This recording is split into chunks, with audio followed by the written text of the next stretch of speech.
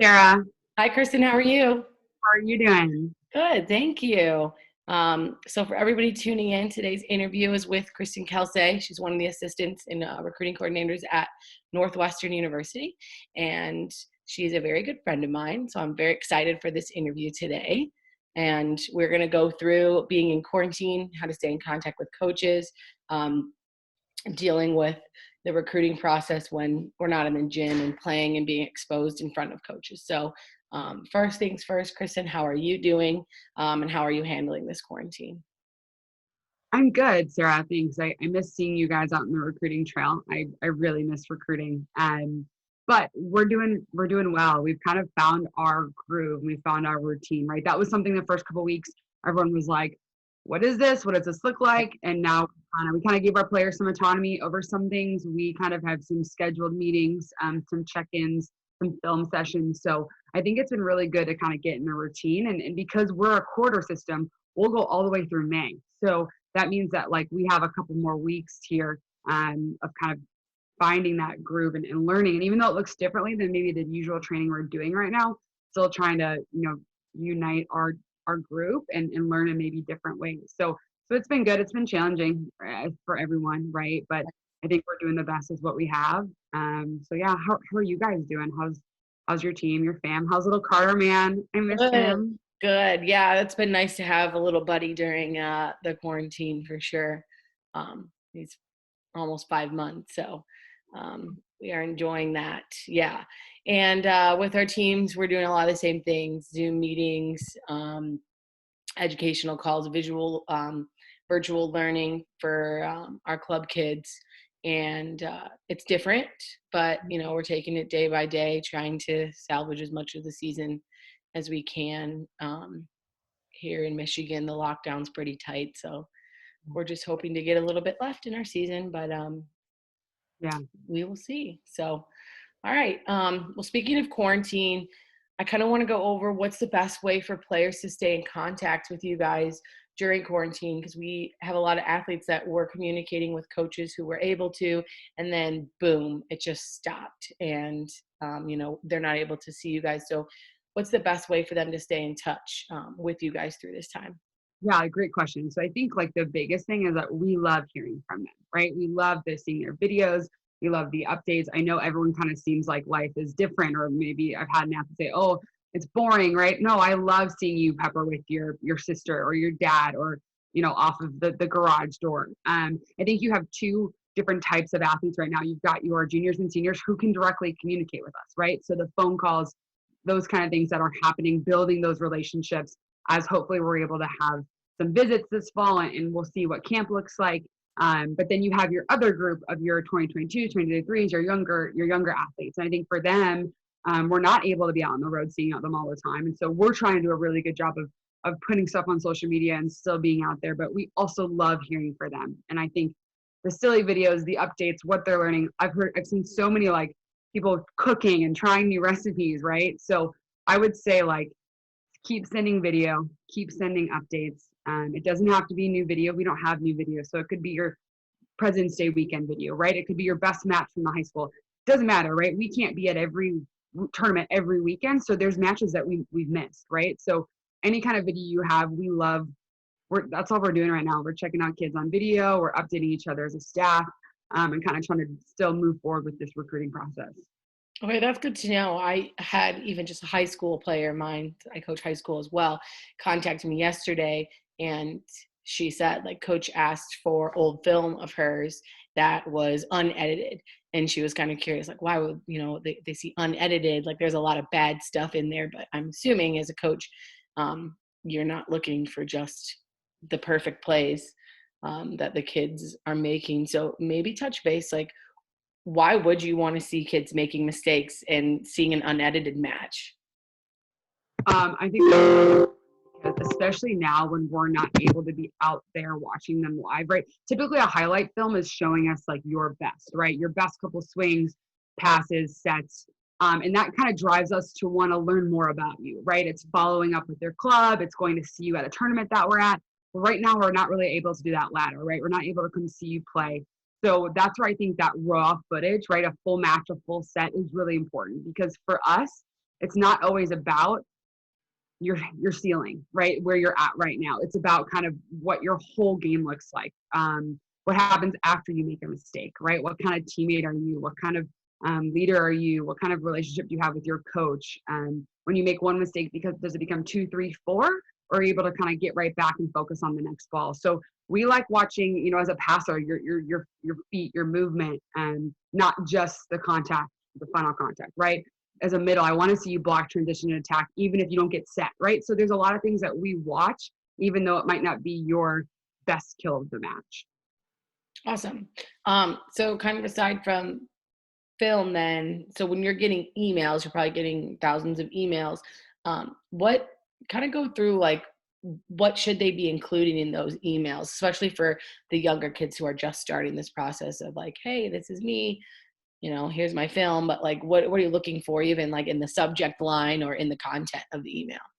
Yeah, that's a great question. I don't know if you've ever heard the word like your elevator pitch, right? You've got so many seconds to make an impression on someone. And I always say it's really important for athletes to include their name and their year, their graduation year, because a lot of times we're recruiting positions by year. So your name, your year, and typically I would say your club schedule. Obviously that's changed. So any kind of film that you have. But then I always say anything that makes you personal to that school, right? So hey, my uncle went to Northwestern, or my family's originally from Chicago, or my favorite color is purple, right? Something like that kind of gives you that personal connection to the school. If you have that, totally include that. Do your research too. For Northwestern, we're gonna need your test scores, right? We're gonna want to see your grades, so that's important to include. Anything that kind of makes us pause and want to learn more about you, I think, is really, really important. But definitely your name, definitely your grad year, so we're able to kind of sort through that, and the club you play for. And it's really helpful if you include a club coach's contact, so if we do want to learn more, we know kind of right where to go to do that. Perfect. Okay, so kind of what we got there from all of that is like, they can contact you as much as they want, share as much about them. You guys want to learn about them, not just film. Like what you said about if you're peppering with your sister or your dad, it changes it up for you guys. Some kids are putting nets up in their backyard, right? Our junior setter made like one of those boards that she can hit off and she sets into a garbage can. Like, so creative, so smart. Like, we love that. So yeah, I would say the more the merrier to send it to college coaches right now. Yeah, I coach 14s, and one of my setters actually sent me a video. She had a net set up, and she had one of those boards, and she'd hit the board and then square up and set, and she was just setting into like a rubber bucket, like a tub, just going, getting the reps that she can until we're allowed back in the gym. Okay, so let's kind of go into now what you look for. Let's say you were at the gym, and what stands out to you? What's like the first thing that you see in an athlete when you're walking by a court or when you're actually going to watch a specific player? Yeah, so a lot of times we're at tournaments with hundreds of courts, right? And I think sometimes the first thing we're going to notice is like natural physical ability, right? Or really, really great skill. And I think those are things that kind of, I've been walking to another court before and turned and been like, wait, who's that kid? And beeline to that court, right? Or I'm watching warm-ups in this court, but I see a kid 3 courts down, so I'm going to go check that court out. So that's probably the thing that draws us to you first. But then as we start to go through this process and we really start narrowing down our top list, right? We're trying to figure out who's going to work best with our family, right? So of course, that's physical ability and that's volleyball skill and that's your potential that you have. But it's also, like I said, like what kind of teammate you are, right? Your work ethic, your competitiveness, right? We want kids who love volleyball, who want to win, right? And want to help propel Northwestern to that next level. So those are things that we start watching really, really closely. There's times, I'll walk to a court and I'll watch an athlete and I'll walk away 3 courts, but I'm still watching that athlete because maybe that athlete got subbed out, right? And so now I'm watching their body language of what does it look like when coach isn't standing there watching, right? Now they don't see me watching 3 courts away, but does it change, right? Are you the same person you say you are when the going gets tough? So there's a lot of things we evaluate more than just, physical ability and volleyball skill. That's usually kind of the first thing that brings us to you, but you really want us to stay on your court. It's all of those other intangibles and like we said, body language and teammateness and all that stuff that kind of keeps us there. Well, and so you guys see a different side. So coaching young women who are, self-conscious, who are trying to impress you guys.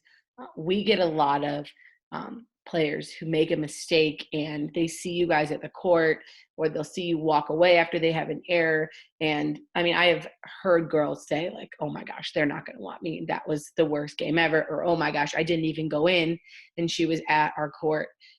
Maybe you can kind of dive into like how your perspective is on that. Like if you were to show up to a court and a kid that you were recruiting wasn't going in the match, you're still able to learn about her even though she's not playing. Like kind of touch base on that for me. Yeah, no, I think that you very rarely see us make decisions off of one evaluation, right? So one missed pass, usually if I'm walking away, it's either because I've seen enough and I really like this kid, but I've got another court, or, head coaches text me, where do you want me, right? Or try to navigate that.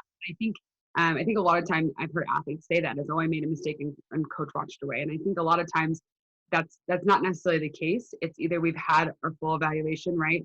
We're going to come back and see you play. Maybe you subbed out of the back row. And so I'm going to go check out another court and come back, right? So I think sometimes we have to be a little less focused as an athlete on, it sounds bad to say the word selfish, right? But it's like, hey, let's just continue to give back to our team. And hopefully that coach walks back and I crush it this next time and our team wins. And there's a lot more to it than just one bad pass. And like I said, a lot of times when we're watching that, maybe I'm walking away to see how that athlete responds when I walk away, right? So she makes a mistake, I'm going to walk away. Okay, is it poor me, right? Or is it, hey, let's get the next one. I'm able to kind of block out those outside factors. And so I think that's really important. Is one thing we focus on in our gym is, and I've said this already, it's not about the mistake, it's about the response, right? You're going to play in the Big Ten, the highest level in the country. You're going to make mistakes, right? We're going to play against the best of the best.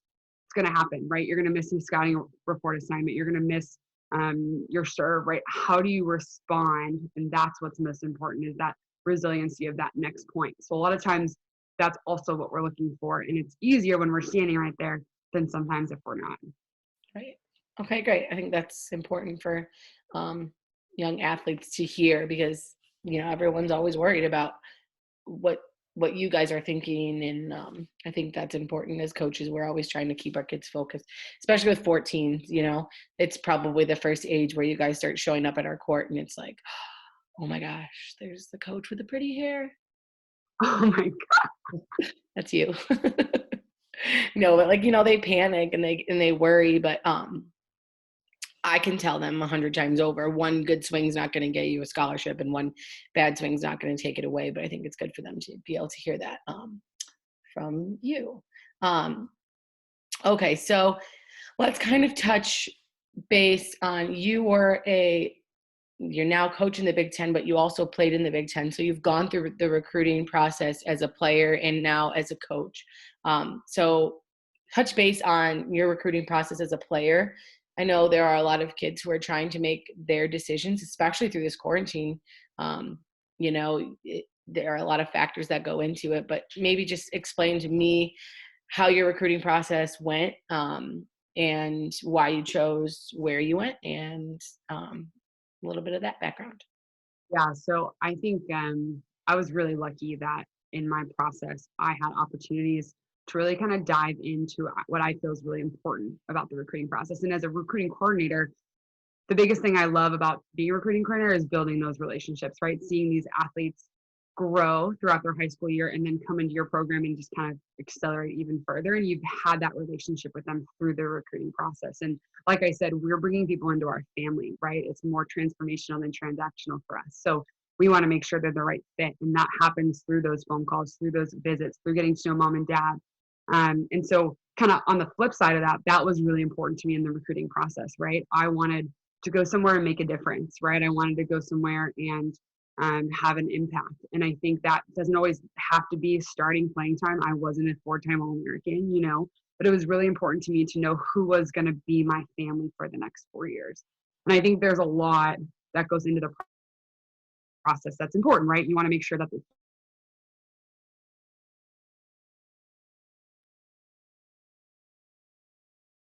the next 4 years. And for me, I was super, super fortunate. I went to Michigan State and I played for Kathy George, and she was an incredible mentor and role model for me. And that was something that I've used in now as a recruiting coordinator, right? The relationship she built with me in the process, and then during my time at Michigan State, is partly why I'm a college coach today.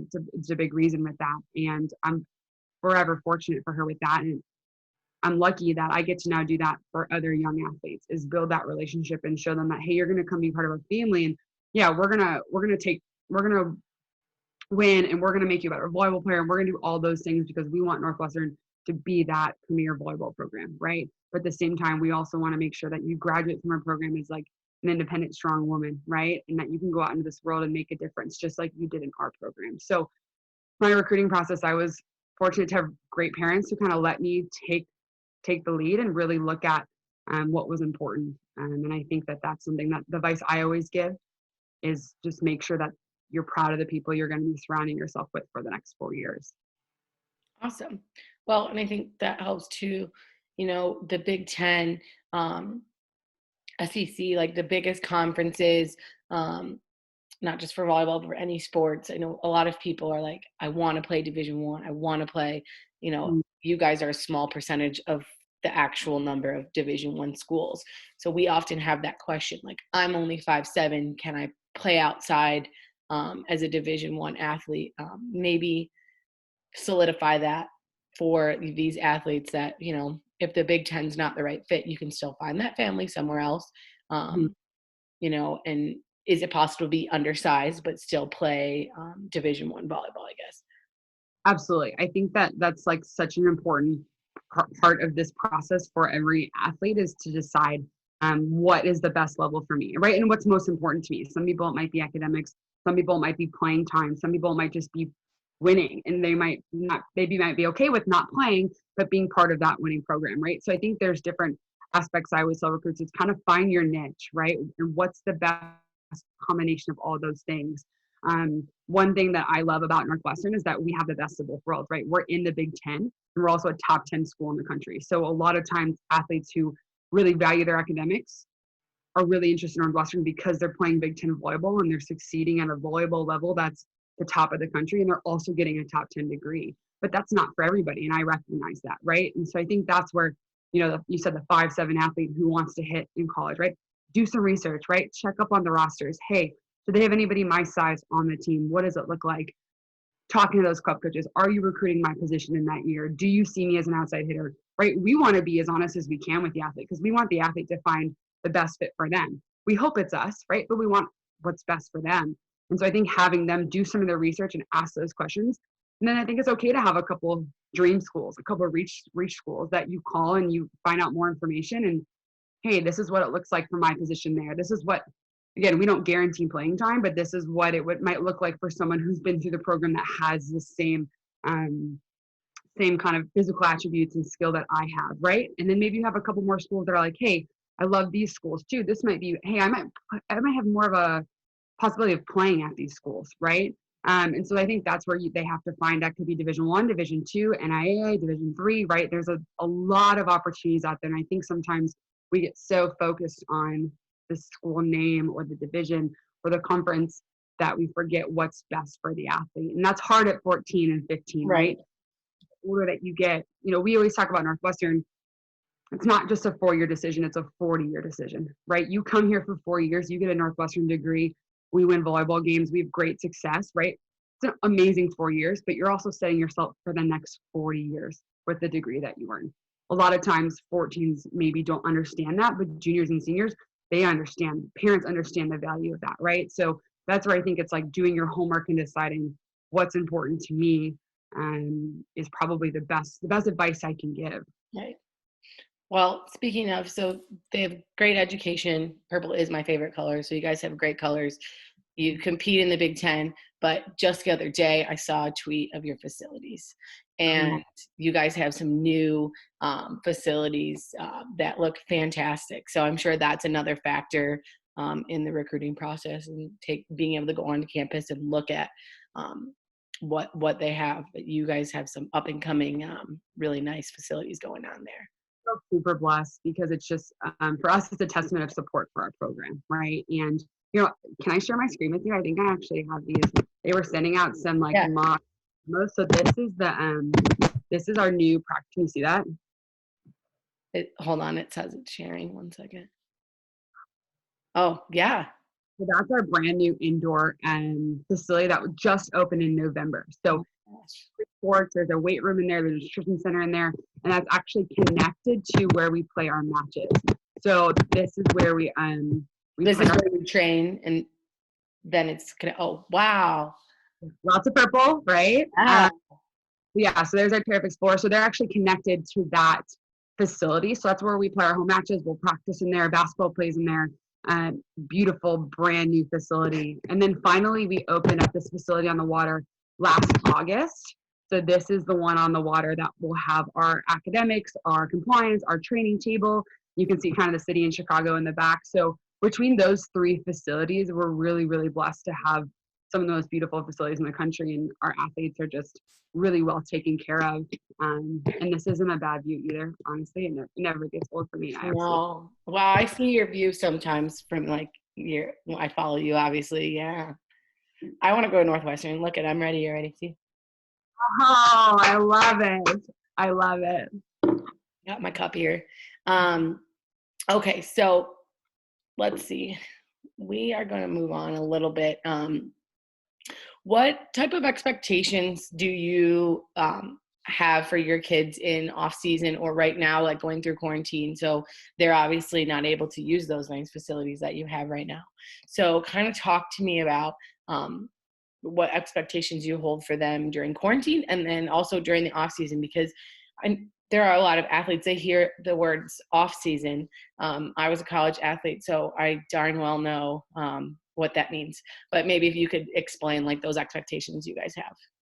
Yeah, so NCAA says that as for college volleyball, we're not allowed to have access with our athletes during the summer. So once we finish that week before finals week of the spring quarter, the spring semester, depending on your school, we don't have access to them as coaches until report date, which is usually the first week of August. They're able to work out with their strength and conditioning coach. They're able to be open gym, and our captains kind of take care of all that. I think you saw in the last, we have 6 beach courses on our beach. So a lot of times we'll go play beach. We'll actually go and do some beach in May when we're still training because we're on the quarter system. Okay. But it's a really important time for them to really take some ownership over their work ethic and their improvement. So because there's not a coach in the gym with them, we talk about it. You have to be super like intrinsically motivated. Like you have to do the work because no one is making sure you show up to practice in time. No one is making sure you're getting your lifts and your sprints. And that's kind of what we're doing right now in quarantine. It's almost like an extended summer, right? So our strength coach has sent them workouts and stuff, but we're not able to watch. We're not able to have them report back.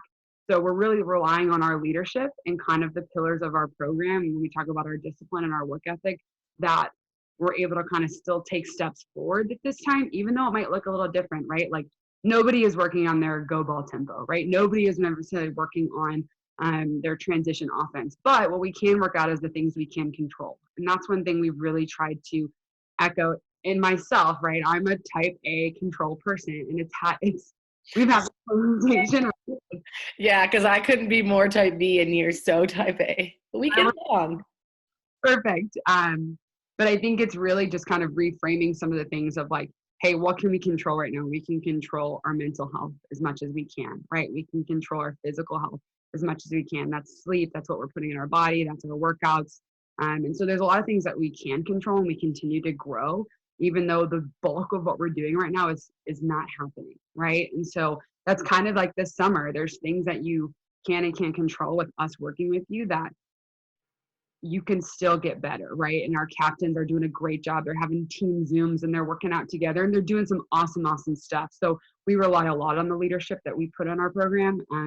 But I think it's also a testament to you, right? So if you're an incoming freshman and it's not quarantine, say no coronavirus, like that summer is really important. So we always say when you walk in day one, whether that's in summer school, right? So now some schools are fortunate enough to bring their athletes in early for summer school, or that's preseason day one. The best volleyball player and the most in shape you are, the sooner you're able to make a difference, right? You come in great shape, ready to go. We're able to take you, mold you to what we need, and put you out there, right? But when we have to play catch up, that's harder because now it's longer for you to see playing time or maybe to make that impact that you want to make. And so I think it's really just about how hard you're willing to work as a testament to yourself, but then to your coaches and your teammates as well of like, hey, I'm going to come in day one and I'm going to prove that I want this and that I'm ready for this and that I want to make that impact and have a great career as a team and only as an individual as well. Awesome. Um, so kind of spinning off of that, you're doing a lot during quarantine. So are we. We're trying to be as creative as possible, having as much virtual learning for our kids, doing team bonding. And we do that even when there wasn't coronavirus. You know, we do fear burning exercises. Um, we do all types of things. Like, what type of team bonding do you guys do? Do you continue that in college? Do the girls do team bonding stuff during season at Northwestern? Yeah, so I think team bonding and this everyone uses this is not on you, Sarah, but I think a lot of times people use the word team bonding and it's kind of like, hey, we're gonna all get together and do something fun, whether it's a sleepover or an activity. Um, but I would always challenge you to say what bonding is actually happening because how many times is your athletes standing next to their best friend? So we're team bonding, but I'm not growing my relationship with anybody because I'm only next to my best friend, right? So we walk away and we had a lot of fun and there's nothing wrong with those things, but are we really challenging ourselves to be vulnerable and to get better and to grow a relationship with somebody that you don't know, right? So we do a lot of things throughout the fall and the spring, whether it's personality testing that we kind of all get together and talk about. And we brought in a program, a company called The Program, just kind of like a Navy SEAL group that comes in and tests, right, good leaders and good followers and mental toughness and physical toughness. They say as soon as we become physically weak, we become mentally weak, right? So if we become physically weak, you're playing 2 5-set matches in the Big Ten on the road. Can you stay mentally tough, right? And you have to rely on your teammates for that. And so we do a lot of stuff like that where we put them in scenarios that they can't get out of it. Maybe it's a drill in practice. You can't get out of this drill unless you work together, right? Or unless you do this. And we put them with people who you're not with your roommate, you're not with your best friend. That's tough over Zoom. We've had some really cool growth mindset. We actually all watched and read Abby Wambach's commencement article from her book, right? And had some really vulnerable breakout conversations about growth, about self-identity, right? About insecurities and anxiety. And we've had some really cool conversation here because, the program reminded us that we need to take one step forward every day, but that step might not look what we're used to. Maybe it's connectiveness. So maybe we come out of quarantine and maybe even though we're as far apart as ever been, maybe we're more connected because of the relationship that we've had to put more work in during this time, right? So I think there's a lot going on right now that maybe looks different than just the volleyball side of it, which is hard because as a volleyball coach, like I miss that. I miss being in the gym so much, but it's been really cool to see like we as a staff, we do weekly check-ins with our team. So we split our team up and every week. In the last week, we kind of were like, hey, we want you guys to check in like on your own with us. You don't have to kind of like a week off. They were in their midterms and they like all reached out to all of us. And it was really cool to have that like, hey, what we're doing is working and we're building that connectedness even though we're pretty far away right now. That's awesome. It's good to hear, like, very similar to what we're doing in the club world. But I think you're right. I think everyone keeps calling it the new normal, but I think we're learning a lot that we might not have ever had to actually explore, which is extremely important. Okay, so I kind of want to move on to you as a coach. So I've known you for a while now. We're good friends. But if I were to be on your team, if I were to player, how would I describe your coaching style? So what's it like to be coached in the Big Ten by you? By me. Oh man, that's a good question. I think so I had to do this exercise recently where I'd like pick 3 words. And so I think the first one I would say is just competitive, right? And it's like playing in the Big Ten as a player, as a coach. We love to win, right? And we want to win, and we're gonna push you. And we always say we're not gonna apologize for working hard, right? We're gonna hold each other accountable. We're gonna work hard when we're in the gym. We're gonna get after it, right? And we're gonna make you a better volleyball player. We're gonna make you a better team. And I sometimes I jump in and still play, and like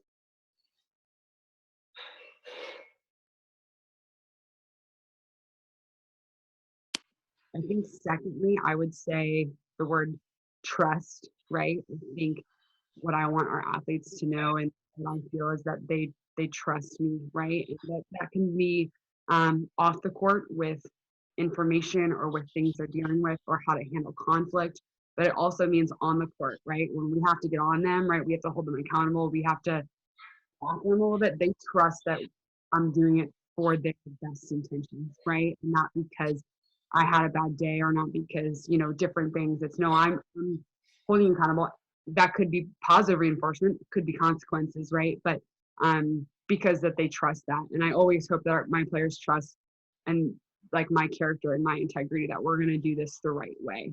And then I think finally, I'd use the word family, right? For me, this is about family. I already talked about this is about relationships and recruiting, and even at a broader level in our program, it's about relationships and it's about family. And I think I want an athlete to know that they come into our program, they're going to become part of my family, right? And whether that's whatever role that they play, right? It doesn't matter to me. That's not your self-worth is based on how many kills you had last night, right? There's a kind of a love there that's deeper than just your performance, but that you're really part of our family and that we're going to do everything we can to make sure that you have a great experience, whether that's volleyball, academically, socially, emotionally, or kind of the whole student athlete experience. And we're going to fight for you during that time. And so I think that's why we're super selective in the recruiting process about that, because we really believe in that. And yeah, I think that's kind of what if I had to, sum myself up in 3 words, I would want those to be used. So Those are good 3 words. I like that.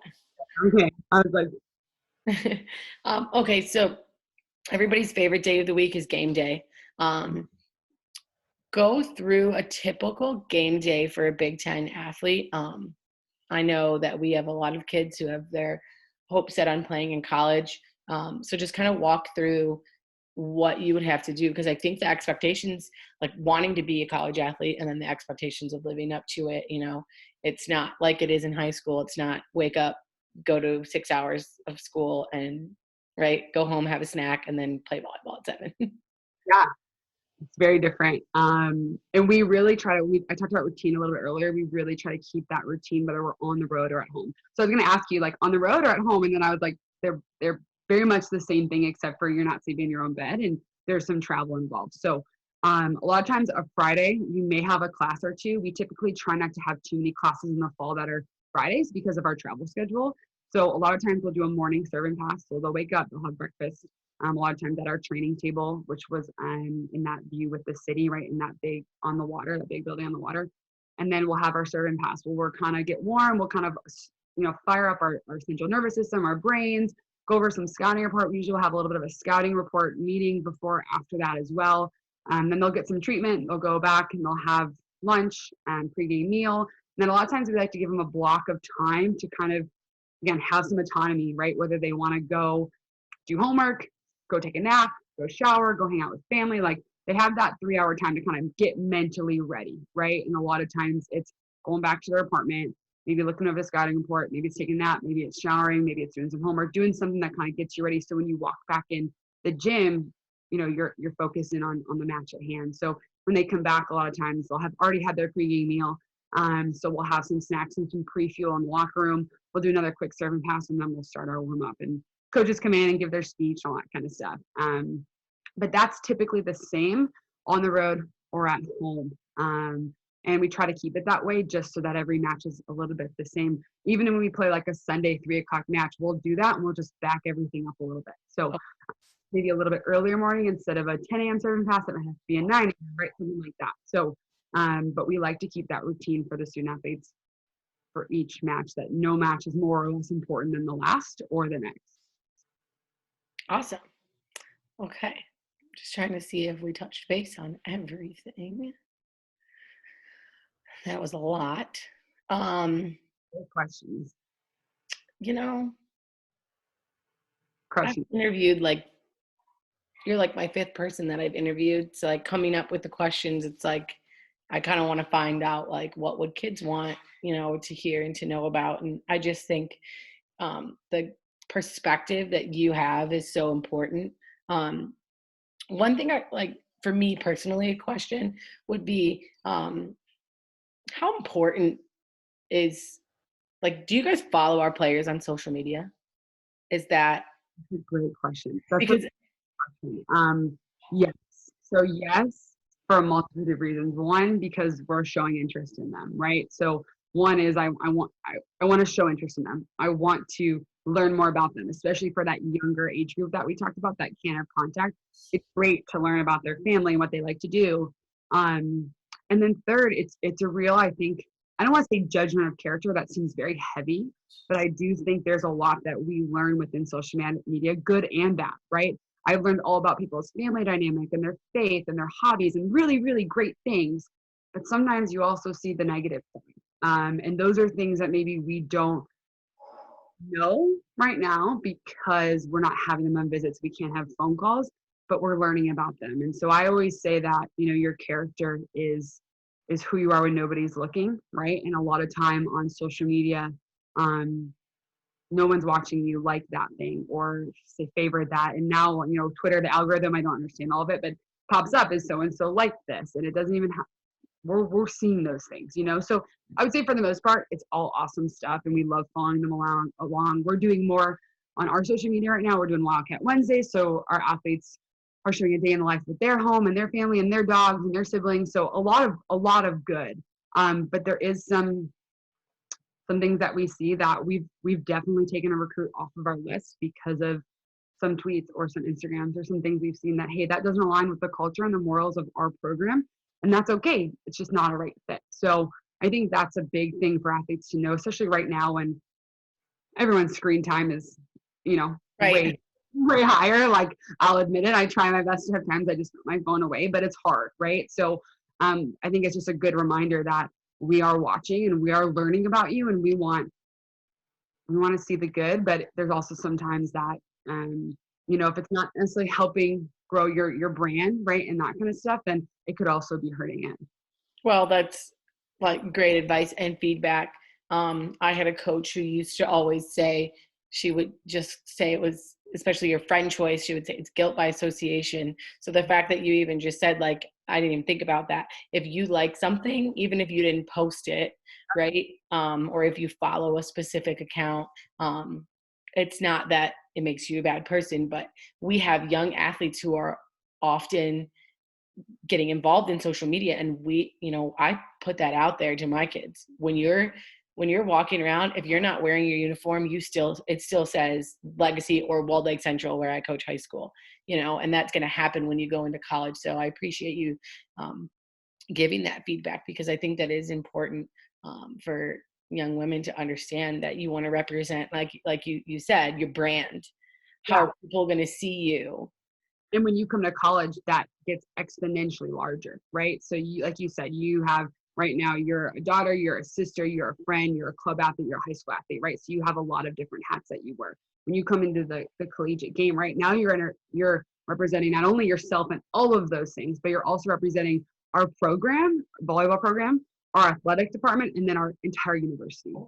And that, and right, it never comes off. No matter if you're wearing gear or not, you are now a Northwestern athlete, and you are known, right? People know who you are around our campus, around our city. Like, you are, I don't want to say a big deal, but you are, right? And so your actions maybe are heavier because people know who you are. And so I think that that's something that it's hard if you have a hard time learning that as a younger individual.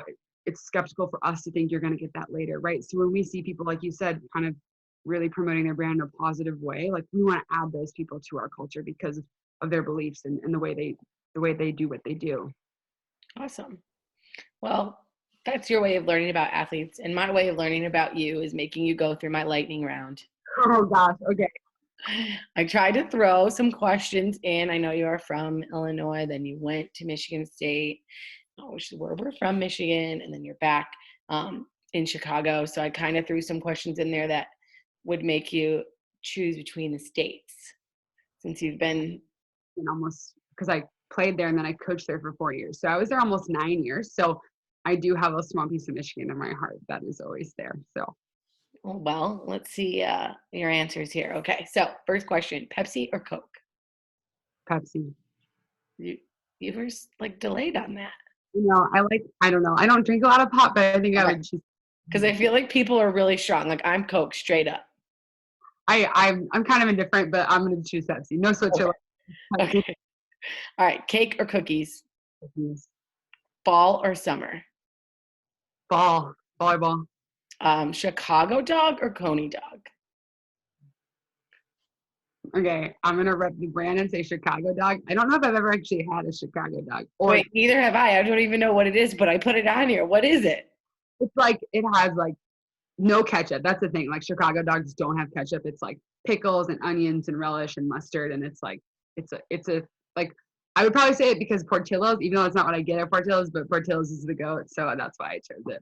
I don't eat hot dogs at all, so I don't do either, but that sounds better than a coney dog though. Okay, lakes or oceans? Like because of our campus on Lake Michigan, Okay, chocolate or vanilla? 100% Running or lifting? running Oh man, see, I'm opposite on that one. Puzzles or books? bucks.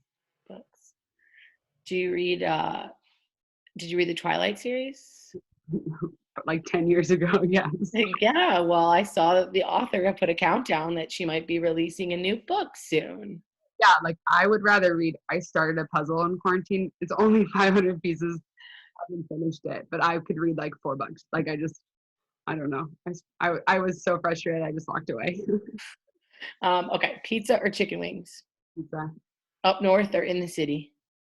Ah, I love up north. Like Michigan up north is so beautiful, but I really love where I live. Like I love where I live, so I would say the city. Well, that's funny because I'm up north right now and you are in the city.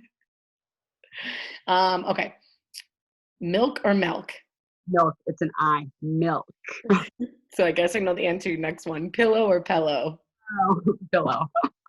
Soda or pop? Pop. Perfect pass or ace? I mean, ace scores a direct point, but I was a setter, so like I love a good perfect pass. So Sprint or burpees? sprint. Awesome. Well, that was the end of the lightning round. You survived. I love it. So we learn a little bit more about you, but listen, what great information that you brought for any athletes that are going through the recruiting process, especially in this weird time that we're in. It's different, but also what I really wanted to get out of this was perspective on the other side. And I think you provided a lot of really good information for players who might not just be looking at Northwestern, the Big Ten, but just looking at college in general. It's a lot of stuff that these girls don't know and hopefully are curious to know, and we'll be able to learn from it. So I really appreciate you taking the time to meet with me. Sad that I don't get to see you out in the recruiting world. No, it's so sad. Usually I'm seeing you almost every other weekend. So I know, but I hope you are staying safe and staying well, and I appreciate you coming on here. So thank you very much. yeah, I had a blast. This is my job and I absolutely love it. So I love talking about this stuff. So anytime, I appreciate you having me. Awesome. All right. Well, we will stay in touch. All right. All right. Bye.